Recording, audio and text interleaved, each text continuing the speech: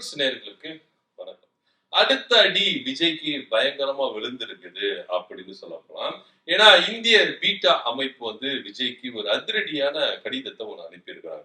அது விஜய் புகழ்ந்தோ பாராட்டியோ அப்படின்ற ஒரு கடிதமா அப்படின்னா அது கிடையவே கிடையாது.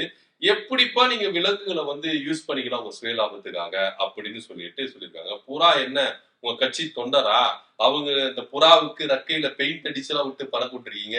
என்ன நினைச்சிட்டு இருக்கீங்க அப்படின்னு சொல்லிட்டு சரமாரியான கேள்விகளை பீட்டா அமைப்பு முன்வைத்துச்சு ஒரு கடிதத்தை அனுப்பியிருக்கிறாங்க. இது விஜய்க்கு ஒரு நெருக்கடி அப்படிதான் போறோம். தேர்தல் முடிந்த பிறகு கூட இந்த அளவுக்கு விஜய்க்கு நெருக்கடி கொடுக்குறாங்களே அப்படின்னு சொல்லிட்டு உடனே எல்லாரும் சொல்லுவாங்க இது திமுக சதி. திமுக பீட்டா அமைப்பு அப்படின்றது திமுக சதி இல்லைங்க. இந்திய பீட்டா அமைப்பு அப்படின்றது விலங்குகளுக்கு எதுனா ஒரு கொடுமை நடக்குது அப்படின்னு பாத்தீங்கன்னா இந்த பீட்டா அமைப்பு முன்னாடி நம்ம குரல் கொடுக்கும். இன்னும் சொல்ல போனா ஜல்லிக்கட்டு விவகாரத்துல எந்த அளவுக்கு இந்த பீட்டா அமைப்பு ரொம்ப நெருக்கடி கொடுத்தாங்க. ஆனா அதெல்லாம் மீறி இங்க ஒரு மாபெரும் ஒரு புரட்சி நடந்து அதுல வென்றாங்க அப்படின்றதெல்லாம் நம்ம பார்த்திருக்கோம். சோ இந்த பீட்டா அமைப்பு தான் இன்னைக்கு விஜய்க்கு ஒரு அதிரடியான நோட்டீஸ் பிறப்பிச்சிருக்கிறாங்க.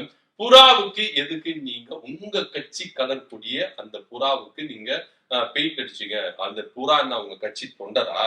உங்க இஷ்டத்துக்கு நீங்க செய்யறதுக்கு ஒழுங்கு மரியாதையா இதுக்கு பதில் சொல்லுங்க அப்படின்னு சொல்லிட்டு பீட்டா அமைப்பு என்ன பண்ணிருக்காங்க, விஜய் மேல ஒரு கடிதம் போட்டிருக்காங்க.